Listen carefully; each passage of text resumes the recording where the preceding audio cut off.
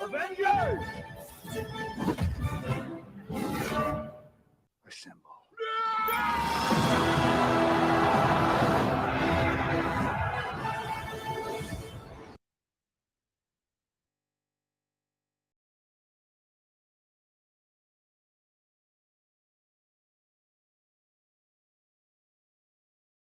Good morning and welcome to the National Newspaper Publishers Association's Let It Be Known.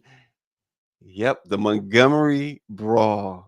Folks are talking about it this morning like it happened this morning, and understandably so. We got some more to add ourselves. And also, goodness grief, Jamie Foxx. Jamie Foxx is recovering, as we know. He admittedly recovering from something that, as he said, his life was in jeopardy. And now he's got to recover from, quote, hashtag fake friends and language that somehow folks thought offensive. We'll talk about that as well. Does the law prevent Donald Trump from going to jail? Well, you'll be surprised that it just might, despite him facing as much as 641 years in prison if he's convicted. And the late Charles Ogletree Jr., we remember him this morning, the law extraordinaire who sat and defended Anita Hill during the whole Clarence Thomas fiasco when he was being confirmed.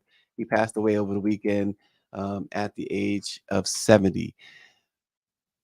We got the guys with us this morning: Barrington Salmon, Austin Cooper. Morning. Morning, brother. Now, How are you? now, wait, who's the swimmer among us? Not me. Is it Not Barrington? Not me. And I'm sitting on my hands, and I was born in Miami.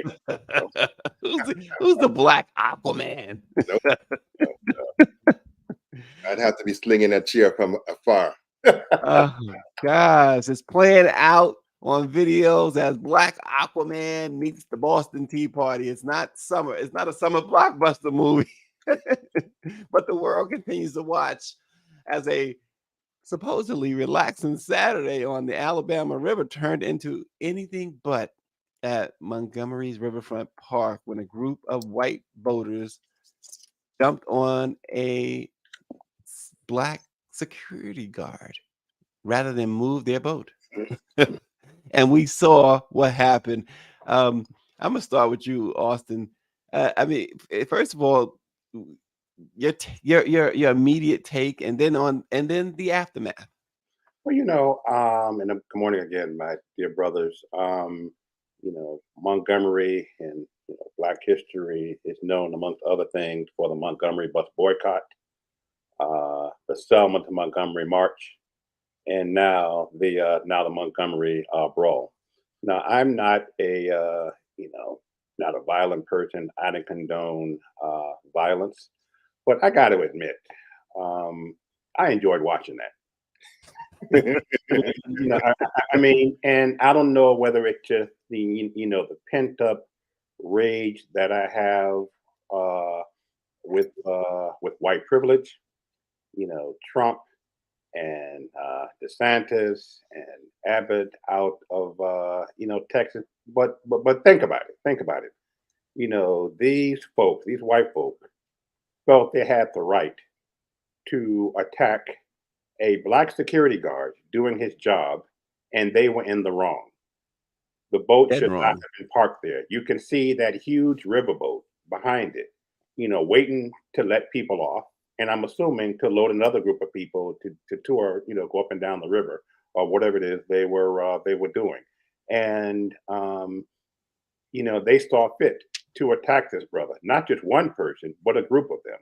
And once he threw the, I guess what is now the new bat signal, throwing up of the hat, all hell broke loose, and it was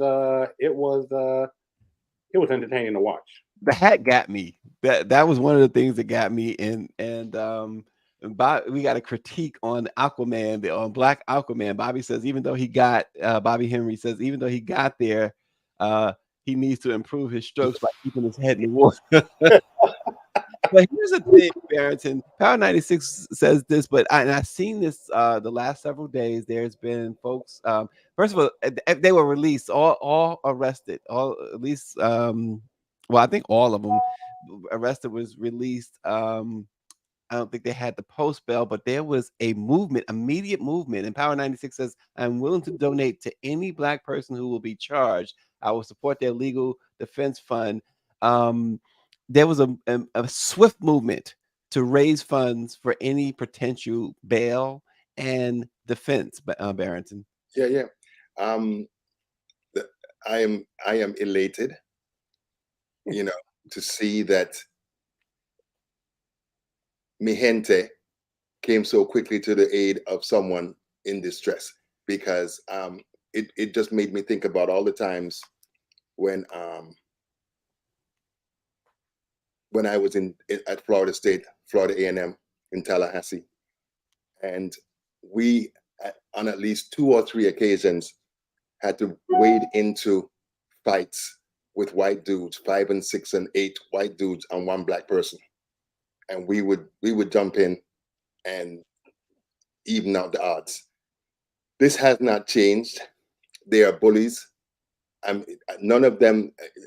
If one of them fought him, it would have been different. But the general way that they do stuff is to jump in as a group. I am glad to see the Black solidarity, the Black unity. I scoff at anybody who says that no violence at any cost.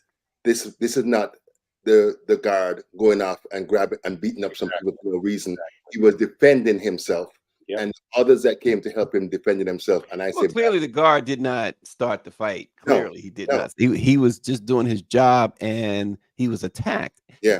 And what was interesting is that you had women attacking him as well. Of course. I mean, he was being kicked as those guys jumped him. And the mayor when the sisters jumped in? I didn't hear you, Barrington. Did you see when the sisters jumped in? Yeah, we saw that. Yeah, no, absolutely.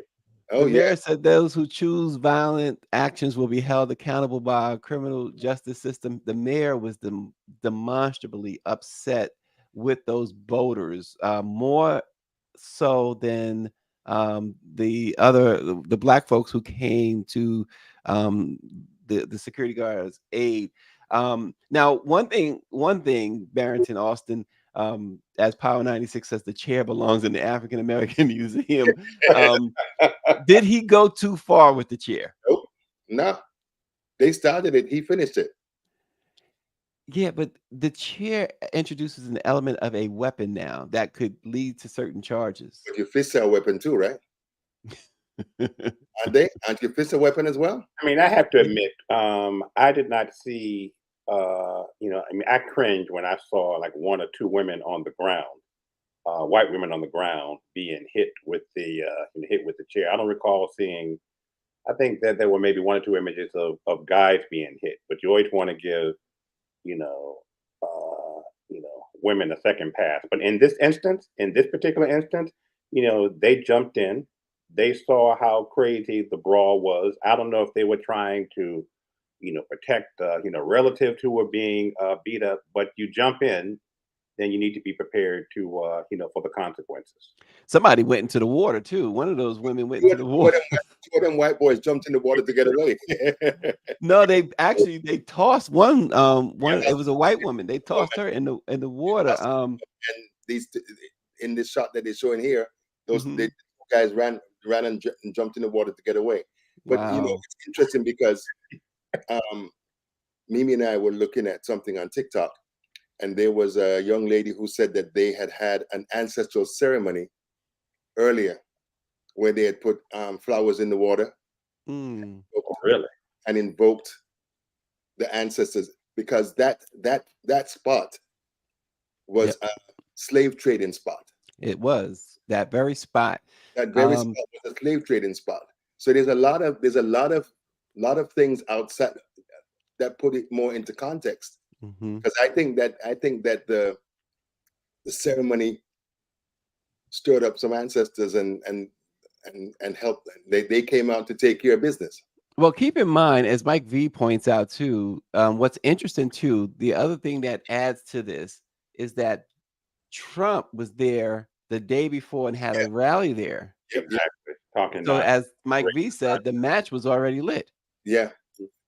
And if you put it in context, brothers, with all of the things that Alabama's been doing to with them ignoring the Supreme Court about um, drawing a second congressional map, a black majority congressional map, and all, that's Alabama, right? Is that Alabama or is that Mississippi? No, it's Alabama. Of Alabama. Yeah. So and the basic neo Jim Crow behavior that the Republican Party and the legislators have had. So this was bound to happen, and I predict that it's going to happen a whole lot more. And again, Alabama is one of those states, Georgia, Texas, Mississippi, that to me are always, always, powder kegs. Just waiting to erupt in violence. So I'm not. I'm sure none of us, nor our viewers, are surprised that it happened there. And to Barrington's point, there are going to be a lot more instances like this because Black folk are fed up. Yeah, And also, you've got some. Don't be surprised to see violence by whites displayed on our women and our brothers in retaliation. Well, but and they've that's the been doing thing, right? it though. Huh? They've. I mean, I see videos almost every day of things of them beating up and brutalizing Absolutely. No, absolutely. women Yep. and children, our women and children. Mm-hmm. Mm-hmm. Well, there are arrest warrants out.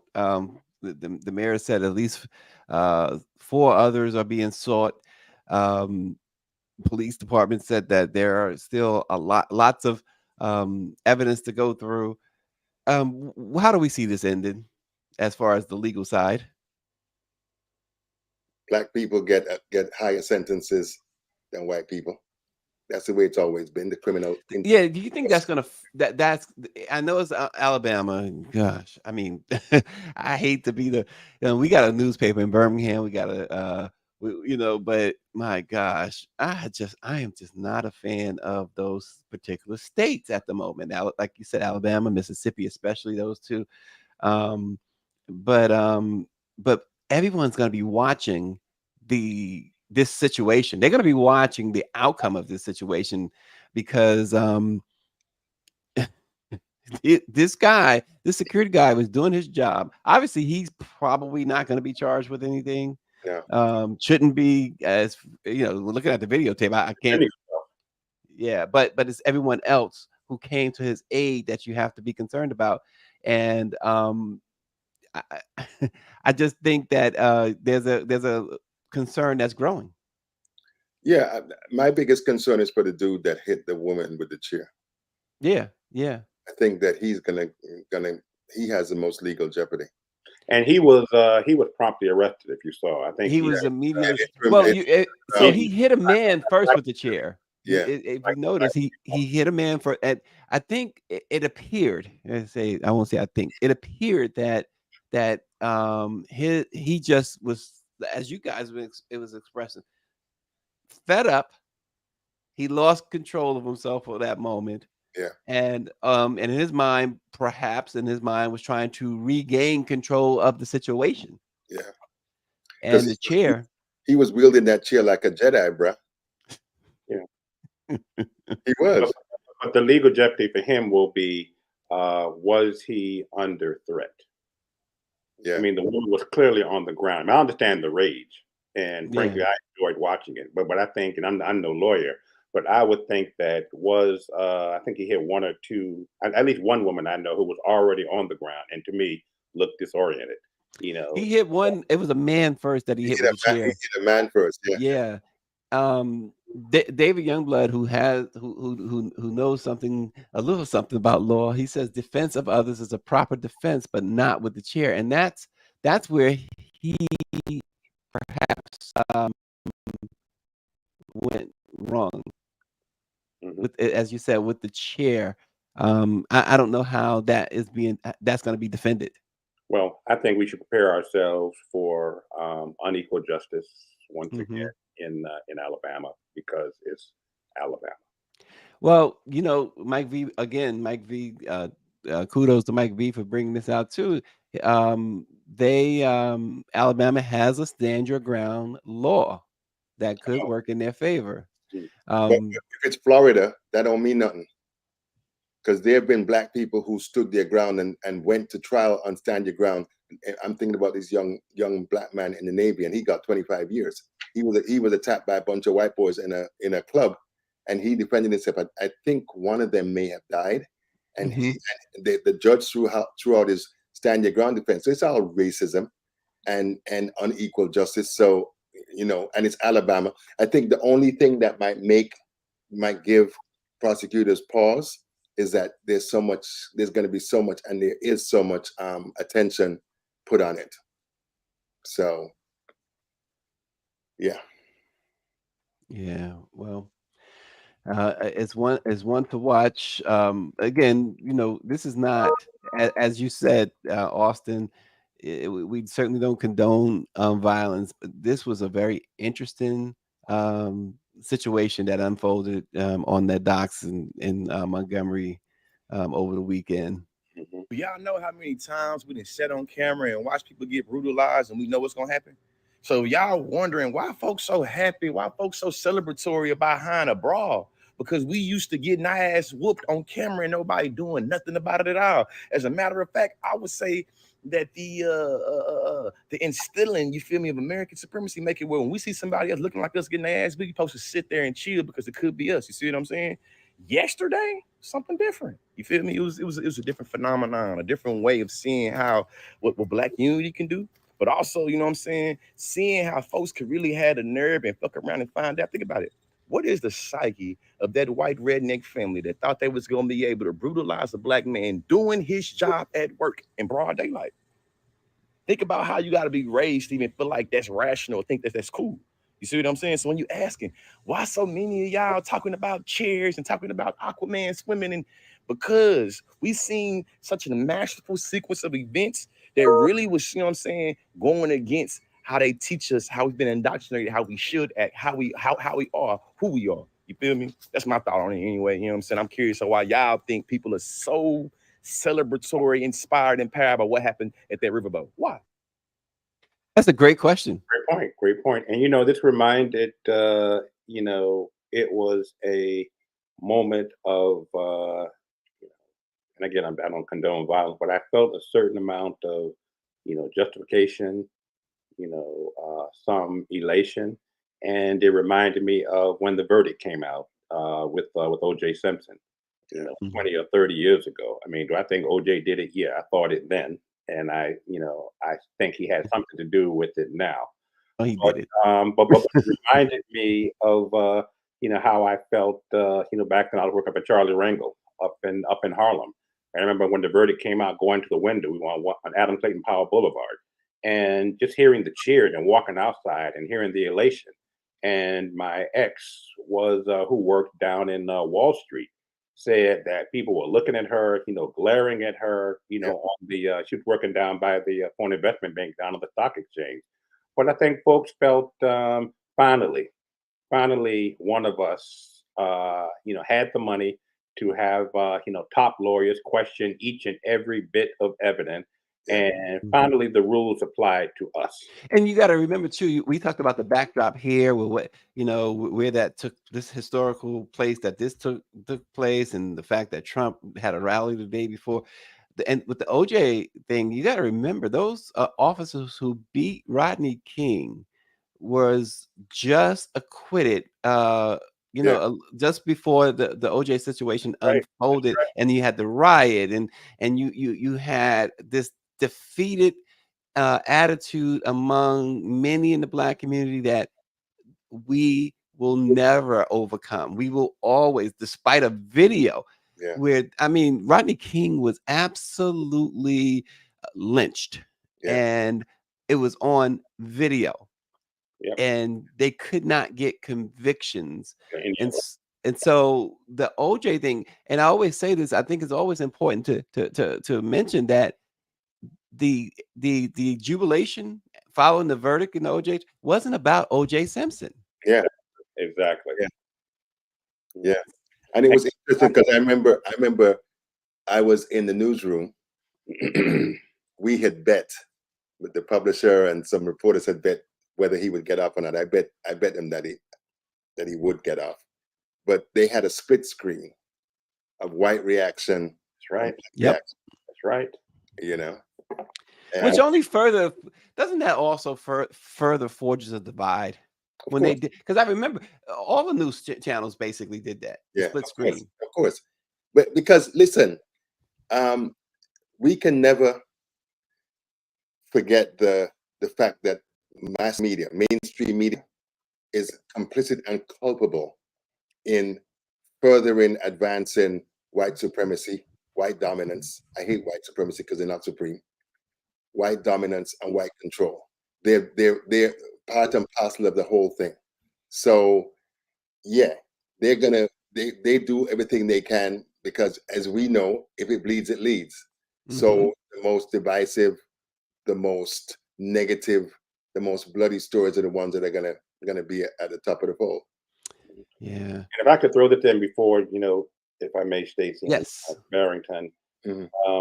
you remember how the O.J. Simpson trial was televised? I forgot Yeah. how long it was on, but Yeah. the chase and the entire trial was like must see TV. Yeah. I love must see TV for me. Yeah. And that is why I believe that all of the trials of Donald Trump Need to be published. Need to be. That's true. be televised. Yeah, we're gonna talk more about Donald Trump in a minute. But if you didn't realize it, now you know free speech was never intended for African Americans. This Jamie Foxx thing illuminates how unfamiliar cultures are with each other sometimes. Black people often state some form of what Jamie said, and it's not about Jewish people, but the world in general, and backstabbers. Over the weekend, a simple Instagram post became an unfortunate series of events that was driven by woeful ignorance, unfair hostility, and racial double standards. That's the bottom line here.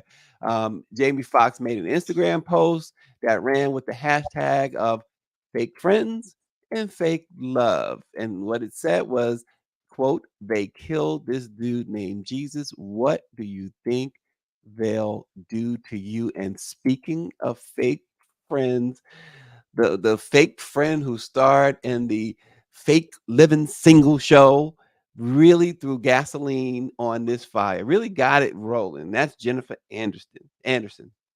And without her interfering, without her minding, as they said, black people business, this would have been a non-issue.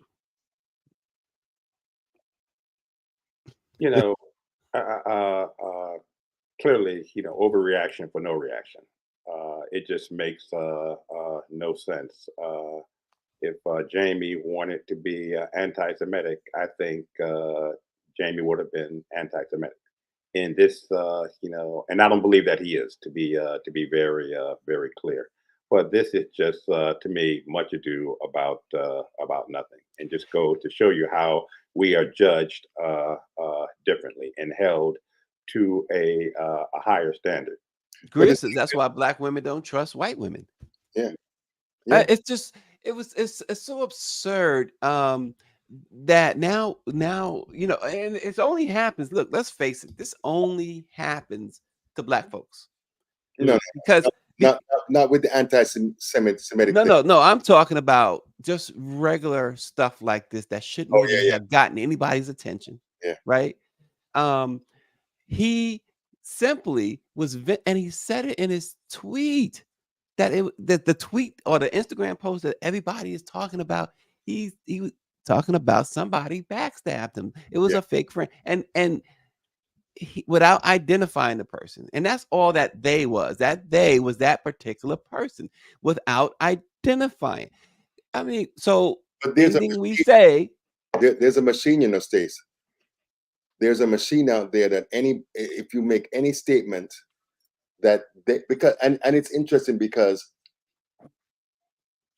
the whole idea of criticizing the state of Israel, certain Jews, Zionists in particular, if you make any reference at all, any type of criticism, they paint you with the brush of being anti-Semitic. but this had nothing to do with Jewish people Yeah. whatsoever. But that's what people do. That's what the weaponizing does. They basically pull themselves into this conversation when they're not supposed to be in there in the first place, because he wasn't referring to them. And anytime you, whether you're an elected official, whether you're a journalist like us, anybody, anytime you question, much less criticize Israel, this is the kind of attack that Yeah. you got scared. And here's the thing. I mean, keep in mind, Jimmy Carter, former President Jimmy Carter, wrote a book at least 20, 30 years ago, and wasn't it like the apartheid state of Israel? Referring to how they treat Palestinians. And he called hell, right? He called Yeah, but here's the thing. Here's the thing. So we're expected, and Jamie was expected to understand and know another culture. Yet They don't want to understand and know our culture. They keep banning books. They banning Black history. They ban. What's going on here? And who's they? Who are we talking about when we say they? We're talking about the masses. We're not talking about Jewish people. Mm-hmm. We're talking about the masses. Talking about the DeSantis of the world, of course. We're talking about the Abbotts of the world. Greg Abbotts of the world. Right? All Talking about the Trumps and the Sanderses of the world. Yes. All of them. All of them. And this and as Greer points out, and as so many have immediately pointed out, if you've gone to a Black church, you've heard it come from the pulpit. It wasn't meant to disparage any group. Yeah, they talk. Listen, my grandparents, my mom used to say all the time, "Oh, mom, why?" They were talking about. Well, they talked about Jesus Christ. Well, they killed Jesus Christ. Thank you. Yeah. We've heard that throughout our lives. He didn't crucify himself. Yeah.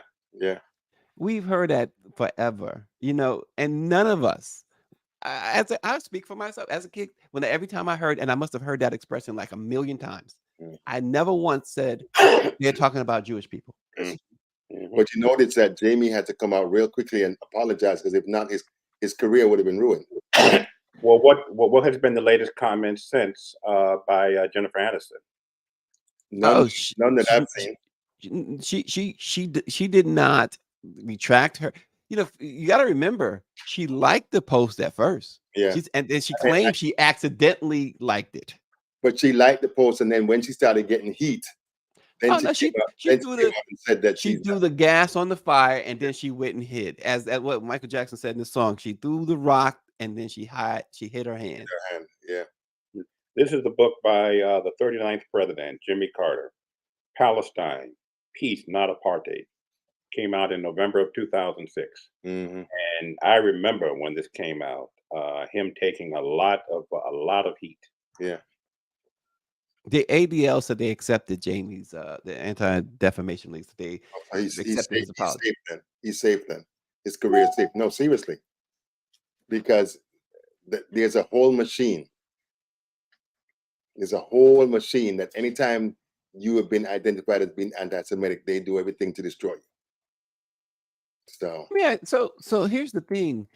Again, going back to the cultures, understanding culture. They don't want no people don't want to understand our culture. But here the other thing is, how about those who believe what they're taught in the Bible, right?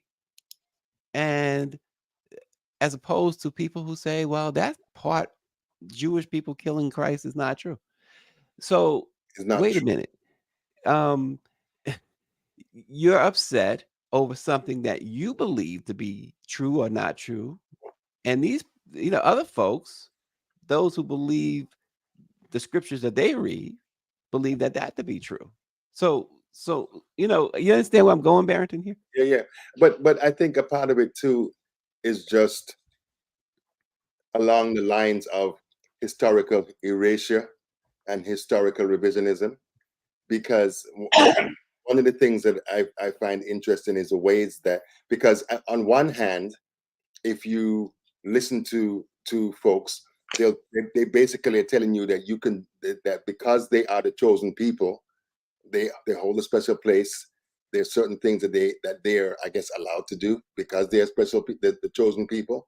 And but it's like having your cake and eating it, because they embrace the idea of being the chosen people. But when you criticize them for what they're doing to the Palestinians, then you're being anti-Semitic. Exactly. They want to have it both ways. And I make the distinction between regular Jewish people and the Zionists. The Zionists are the ones that have stolen Palestinian land, that are killing Palestinians, and that are trying to basically erase them from Palestine. Well, here's the thing too. The other part of it, and I always hate this to have to sit here and offer a defense for a celebrity, right? I don't care if they black, white, or whatever, because celebrities, they have a machine. They can do whatever they want. They can defend themselves or whatever. They don't need us. But with all that said, here's a guy who has no history whatsoever of pushing harmful slurs or insults of any Anybody. marginalized community. Mhm. They tried to trot out this video from 2012 or 13 when he did the Django Unchained movie, or whenever it was, and where he said, where he made a joke. I guess it was Saturday Night Live. They asked him about the best part of the movie. He said he killed all the white people, and they tried to trot that out to say, "See, look." No, he was simply saying in that the character, in the context of that character, being able to kill white slave owners was something to rejoice over. And Gratifying. guess what? Who's going to disagree with that except the slave master? Yeah. Mhm. Or Ron DeSantis, who says that slavery, we benefited from slavery. No. Go back a little bit before that, Austin, because remember, a part of what he put out was that enslaved Africans were violent too because they fought back against their enslavers. Mm-hmm. That shows you what a piece of trash he is, and what they're trying to put out there.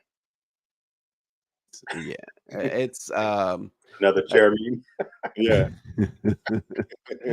but again, just to sum it up, the term "they killed Jesus" has been a long time part of the Black diction to remind us as a people to be mindful of those around us who don't mean us well. They are haters, fake friends, Jennifer Aniston, and evil people, not Jewish people, but people to be quick to assume the worst in those who haven't shown us such ill will in the past says a whole lot. The fake friends, Hmm. and they quickly show up in how Jennifer Aniston was quick Right. to throw Jamie Foxx under the bus. Hmm. And And that was only after the blogs noted that she liked the tweet or Yeah, the yeah. post. and Congresswoman Ilhan Omar from I think that's Minneapolis is no longer No, on she's from Michigan, Foreign Affairs. Minneapolis. Yeah. Mhm. Yeah, yeah, she was removed, beginning of this Congress by the For so-called majority. so-called anti-Semitic comments. Exactly. That's exactly where I'm going. Yep. Yeah. Yep. It's But just she was set to be chair Yeah. of the House Subcommittee on Africa. Hmm. Was Karen Bass Yeah. left to become mayor. So she's no longer on that committee. Yeah. And the thing, once again, and I know I'm harping on Jennifer Aniston because she deserves it. Her reaction was also very much problematic in that it would have been she co-starred with him. She knows him. It would have been easy for her to just call him up, right? Yeah. Instead You of say doing this. Did you say she was a co-star? She co-starred with him in a movie. Okay. And it would have been so easy for her to reach out. Even if she didn't co-star with him, she did, but even if she didn't. Exactly. They certainly know one another and move in those circles. Yes. Text him, call him. Anytime. Listen, if they don't have each other's direct numbers, the agents do. It wouldn't be hard for her to get it. Right. If she Right. Yeah. It's just she could have simply waited for his response too, right? Yeah. She didn't have to. Again, he called it out even before her doing it. Fake friends. Mhm. And Jamie's apology simply said, "I now know my choice of words have caused offense, and I'm sorry that was never my intent." He says he was betrayed by a fake friend, and that's what I meant with quote unquote they, not anything more. So, and in general, I don't think there was anything wrong with his apology. I know a lot of black folks and Barrington, I hear where you're coming from too, and I don't necessarily disagree. He shouldn't have had to apologize, but you know what? I think he just took the high road, said, listen, this is ridiculous. Yeah. Here's what I meant. And he said what he meant when he posted it in the first place. He had the hashtag. He didn't just go back later and add those hashtags. No. And those who proclaim to have been offended know what he meant. Those who claim to be offended, sometimes you look to be offended. You're looking for a reason to be offended. What can I do? Especially in the snowflake culture. It's like and it's like everything that we do is an issue. It's a problem, So, yeah. Anyway, former President Donald Trump once famously said he could shoot someone on Fifth Avenue and go unpunished. He said in 2016 at a rally in Iowa, "I could stand in the middle of Fifth Avenue and shoot somebody and I wouldn't lose voters." Well, here we are 7 years later, 2 impeachments later, 3 indictments later, a civil sexual assault conviction later, and a 4th indictment coming really soon out of Georgia. Well, guess what, guys? He may have been right. He can still run. The GOP's 2024 frontrunner is Trump. He currently faces a staggering 78 felony charges spanning 3 criminal cases. And here's the thing. He could get, if he's convicted on every single charge, right? And just say he gets the maximum sentence on every single charge, he would get 641 years in prison, right? But as we know, that's not going to happen, right? He's not even been required to post bail. And here's the thing I wanted to point out before you guys go at this, right? Of course, we know he hasn't been subjected to the standard mugshot, the perk walk, or even had to put up bail money. And in New York, for example, right, he's facing 34 criminal charges in New York, where the average cash bail amount for a felony is approximately $39,000 per offense. Or in Trump's case, it would be a total of $1.36 million. Typically, federal bail for felonies could run as much as $200,000 per felony. And in Trump's case, that would mean $8.8 million bail. He hasn't had to pay 1 cent. So now the question becomes, if he's convicted of any or all of the charges, legally, could he go to prison? And why that question comes up? In 2012, President Barack Obama signed back into law a lifetime guarantee of Secret Service protection to all ex-presidents, right? So the Secret Service is responsible for his protection for life. You cannot put the Secret Service agents in a prison cell.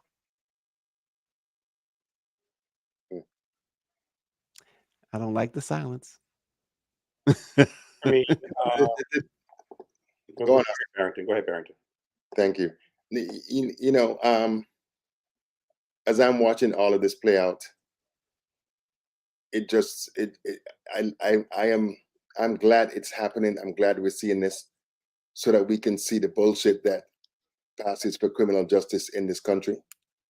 And that regardless of how much they want to try to make us feel that everybody is equal under the law, that rich boys, rich women, rich people, wealthy people, connected people, they always get a get out of jail free card or a free pass or something of that nature. I am so annoyed every time I see the way that the media portrays this liar and thief and con man, this insurrectionist, this coup plotter. They're always walking gingerly around, trying not to say what we know. Think about how long it took for mainstream media to call him a racist. How long it took for them to call him a liar. Black people were calling him that from before he came down the escalator. Because and anybody in New York who knew him could tell you what a crappy, nasty, vile, racist individual he was. But even now, with all of this, I keep on hearing them talking about the Department of Justice saying, "Well, we don't know if we should prosecute him because he's a former president." That's some garbage. That's some garbage. And they're gonna mess around and allow him to come back in as president. And if he comes back in as president, America as we know it is done.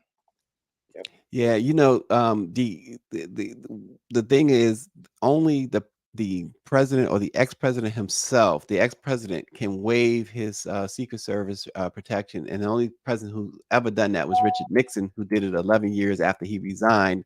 He said that he wanted to save taxpayers' money, but Eric Holder said that there is a possibility to work around that particular stumbling block. He says that there's nothing. He doesn't believe that there's anything preventing in that law that guarantees the ex-president's Secret Service protection that they can't turn that responsibility over to the Department of Justice, which Bureau of Prisons, which is the Bureau, right, which would then give it to the Bureau of Prisons.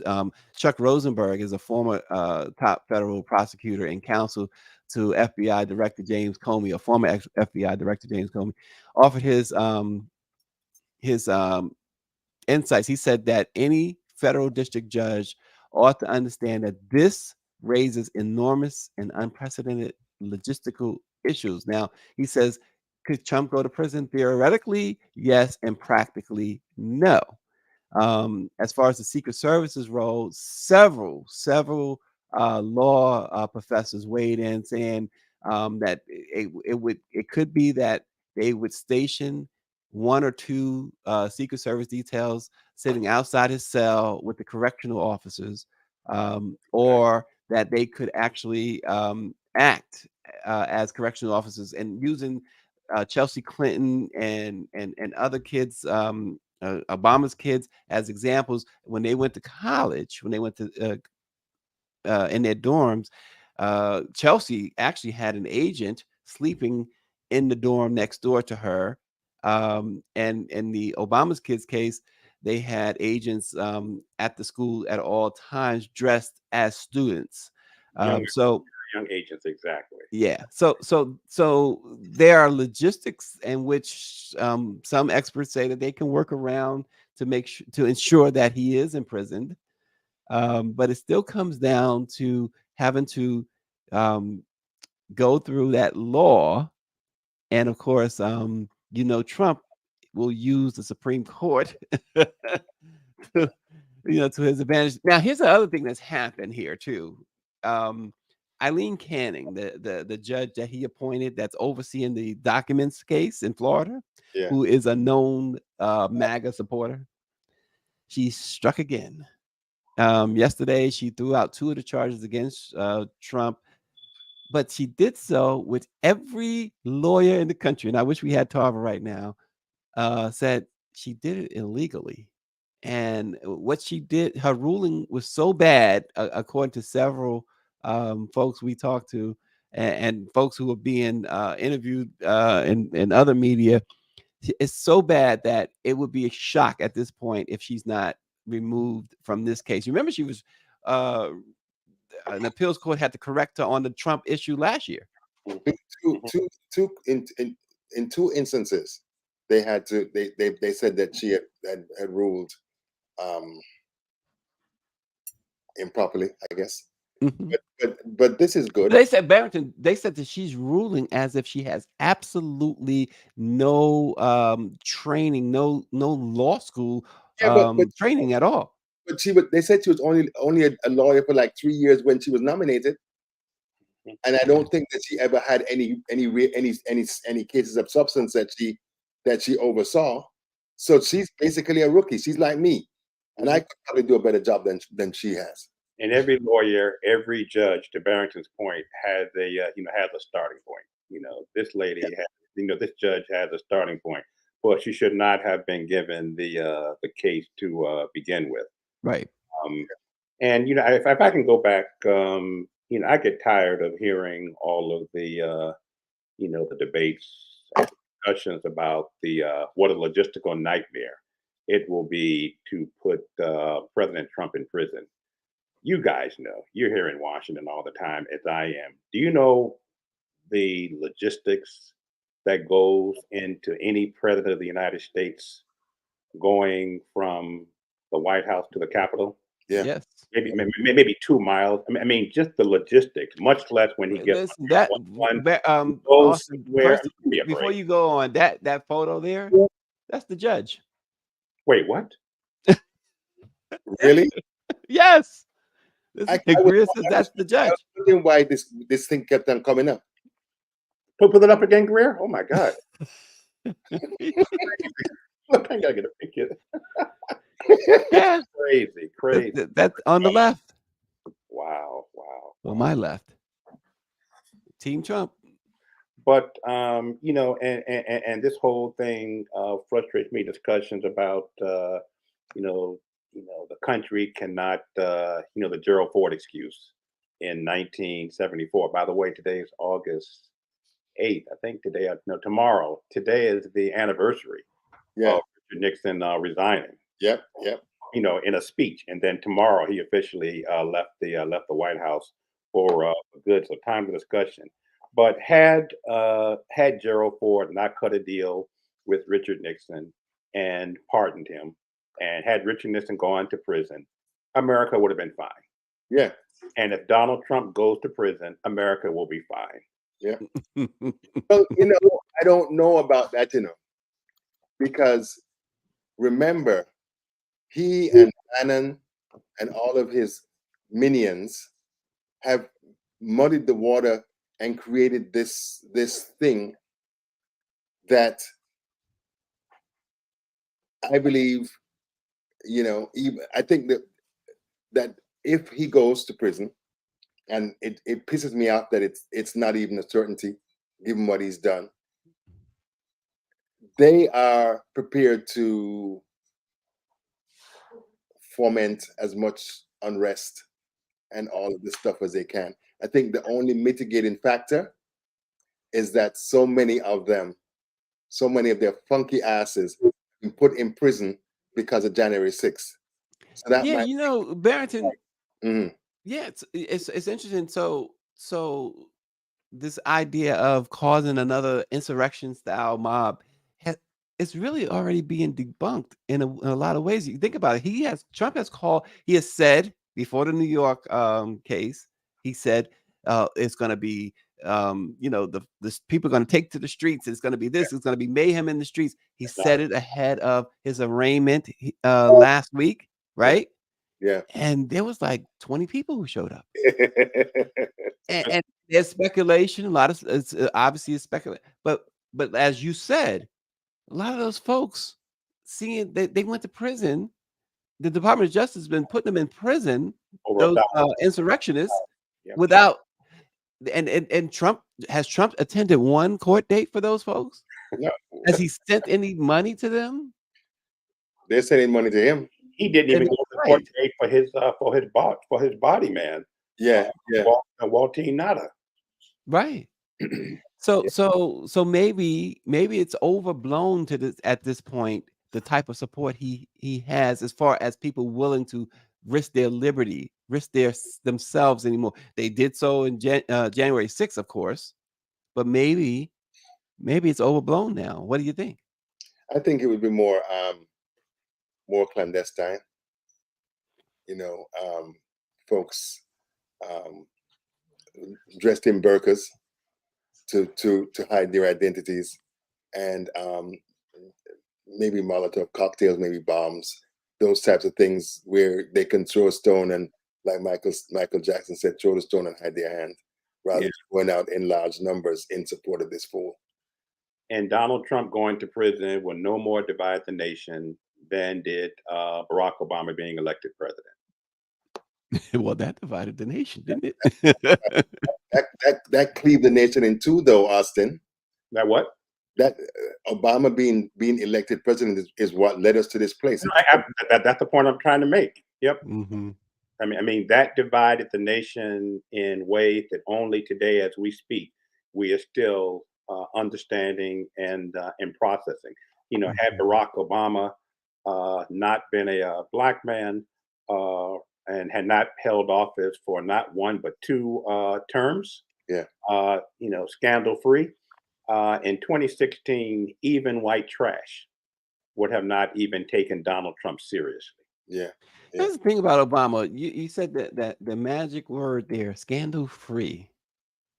We got to see this clip. We have to see this clip. This guy had a complete meltdown on air because he realized he's in the Trump cult. I think I think Greer's pulling that up now. I mean, you got to see it. It's absolutely, here we go. Offering them more accommodation, more chances than we'd offer our own family members, for goodness sakes. And for what? To have Rudy Giuliani go down to Georgia and admit he lied? Have Jason Miller tell the January 6th commission, yeah, we all knew it was BS. What is this? Some of you don't like it when I use the cult word, but when you like being treated like a schmuck and ask for more, that is a cult. I'm the mark. I'm the sucker. I want to be such. And I resent the person who tries to get me out of that. Those are marks of groupthink, frankly. How many people in this audience sent money to stop the steal 3 years ago? How many shows did I waste your time talking about this 3 years ago? How many? I still have not recovered between the election fraud and COVID. I probably have the smallest Facebook following of any major show in this entire industry. I will routinely post things on Facebook, get like 2 or 3 comments. It's like Facebook is like, we won't ban you because then you'll whine about it and generate a bunch of publicity. So we'll just make it that no one sees your material at all. Why? Because I went to the mattresses on COVID and the election fraud issue. Only to have Rudy Giuliani say, yeah, I was lying. And Jason Miller say, oh, we knew it was all BS. All the best people, Steve. Wow. I mean, look, Austin. I had not seen that clip, but yeah, I mean, it took him that long to come to that conclusion. Yeah. That's the thing, right? But if you think about it in terms of how masterfully they've wrapped the whole race thing into Trump, black people are a threat. Black people are, because I mean, I was doing some research the other day, and if you look at the 7 states that the electors, the fake electors, Mm-hmm. the states where the Trump campaign went to court talking about election fraud, it was all in majority black and urban areas where black political leaders are, where a vast majority, a considerable amount of people in these communities are black. So everything about this is about race. And everything about the fake electors thing was trying to project the idea that black people were stealing the election. And that's, as far as I'm concerned, they can all go straight to hell. The singer Burton is watching. She says that was almost as good as the brawl. Nah, the Brawl better, man. Must be TV. Yeah, it is mostly I mean, TV. this guy totally melted down on his show. On his own show. Yep. He's like, oh my God, I'm in a cult. I can throw this in. I know we're getting close to the end here, but I need Fonnie Willis, Attorney Fonnie Willis, to spill the beans. It's coming. It's coming. It's coming. It's taken too long. It's taken too long. It's taken too long. I mean, well, you know what? At this point, she's going to indict him. She's not going to be able to set a trial date until after all the other trial, or at least the federal trial dates are set. But here's the other thing, and I'm glad that we went down this road. We only got a few minutes, and I want to get into the passing of Charles Ogletree Jr. But the thing about it is, Trump and his team said something. They're trying to push the trials back, the federal trials, all the trials really back for 3 years. They said, right? They're arguing, right? And they're saying it took 3.5 years for them to bring this case, right? Which is not true, right? Number one, on its face, that's not true. The January 6th insurrection happened January 6th, 2021. And here we are in 2023, right? Mm-hmm. But the other part of that is you kill someone, Barrington, mm-hmm. and they take 20 years to find out you killed them. Should you now be able to argue that, well, it took you 20 years, so my trial should be 20 years from now? But the thing that I love as I watch all this playing out is how the myth is being debunked that certain people are smarter than everybody else, that Elon Musk is smarter than everybody else, that idiot Trump is smarter than anybody else. All of this is showing us that there are a bunch of Keystone cops who are as dumb as a stick, but who use money and PR to try to project themselves as being geniuses of the universe. Yeah, dumb is right, because a lot of the big evidence happens to be on tape. Yeah. Yep. And this dude won't stop talking. So when he at his last arraignment, when the magistrate said that you need to not say, I was like, in 3, 2, 1. As soon as he walked out, he started talking trash about. So I mean, and they're still giving him so much rope, because if it were any one of us who the judge said do not talk about the case and we did it, our asses would be in jail. Exactly. Awaiting trial. Awaiting trial. The singer says, we heard the audio, bring the charges. Making a negative comment about a judge or the judge's family. Yeah. Still being free. I mean, threatening. Yeah, he wants the January 6th case, the election case, I should say, not the election case moved out of D.C. and he wants the judge, of course, who is a black woman appointed by Barack Obama. He wants her to be removed from the case. I'm telling you, karma is a thing, bruh, because most of the people that he hates the most are ones who are going to determine whether he stays in jail or not. Yep. Whether he goes to jail or not, because he has a visceral hatred for black people and women in particular. In particular, women. Yeah. Yeah. Right? So. Wow. Well, we will see. Guys, before we go, Charles J. Ogletree Jr., the distinguished Harvard law professor, celebrated attorney and leading civil rights advocate, died at the age of 70 over the weekend. He had battled Alzheimer's disease since 2015. He died at his home in Maryland. He was according to the posting from the Harvard law dean, John F. Manning, Charles was a tireless advocate for civil rights equality, human dignity, and social justice. He actually was Anita Hill's attorney when she was called to testify in the hearings of Clarence Thomas. He also did the Saturday School, which he had all these Black law students come in free of charge so he could help them.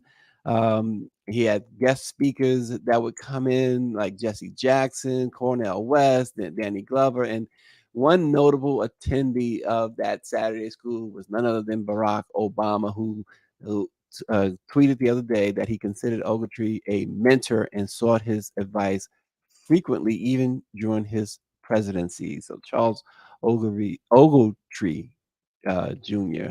has died at 70. He had early onset Alzheimer's in 2015. The singer says he's a brilliant legal mind, activist, and scholar. For sure, he's the architect of the argument for reparations. I met him. I'd gone to a CBC some years ago, and he was on a panel. When he came off, you're trying to grab them before they run off. And he spent time with me, talked to me, answered my questions, and then gave me his home and his work number and said, call me, which I did frequently. And I mean, no, seriously, because I was kind of blown, because most of the time you meet folks in those circumstances, they blow you up and they're gone about their business. But he was always so open and so willing to take time to talk to me. So I love him. A fabulous, fabulous human being, and a legal giant, really, that cast a huge shadow in Ghana and other parts of Africa. When someone dies, someone of his stature dies, we say a mighty, mighty tree has fallen, and his nickname was Tree. Yep. A mighty, mighty tree has fallen, and we are fortunate to have had him for as long as we did. And I wasn't blessed to ever meet Professor Ogletree, like Barrington, and perhaps you, Stacy. But nonetheless, I read many of his writings, was an avid fan, and a great loss to not only the United States, Africa, but indeed the world. May he rest in peace. Yeah, Charles Ogletree Jr., 70 years old. So young, so young. Yeah. Well, guys, as always, we appreciate both of you. Barrington decided to wear his Black Lives shirt today. Black Lives Matter. Amen, brother. Black Lives Matter. Listen, Austin got the green hat, so you got the red, the black, and the green over there, and he's got the green. So yeah, this is my cap from Emirates, not Emirates, Ethiopian Airways. Okay. Cap. Oh, okay. There you go. When you going again, Austin? When you leaving us again for the continent? I don't know. No definitive plans just yet. Oh, But definitely before the end of the year. Okay, Of course. sounds good. Well, he's got all of them airlines and stuff on speed dial. yes. I gotta go to Zimbabwe. I gotta go to Ethiopia. Right. So, well, Barrington, you and I have to understand that we are in the presence of someone extremely important. I do, and I'm so glad that he even bothered to take time to deal with us. Right. He could be frolicking with the jet set and the monkey. And I always say, love you both, and you are the brothers I never had. I have now. No, you see, what he really needs to do is put us in his suitcase. Well, there you go. I would love to go on some of those jaunts with him. Oh, man, I'm sure it's like the presidential palace and all that stuff. Yeah, of course. Special 15-course dinners for Austin. And Barrington, you know how they tell you don't drink the water? Well, they ship his cases of water ahead of time. Of course. And this is Austin Cooper with Let It Be Known, signing off.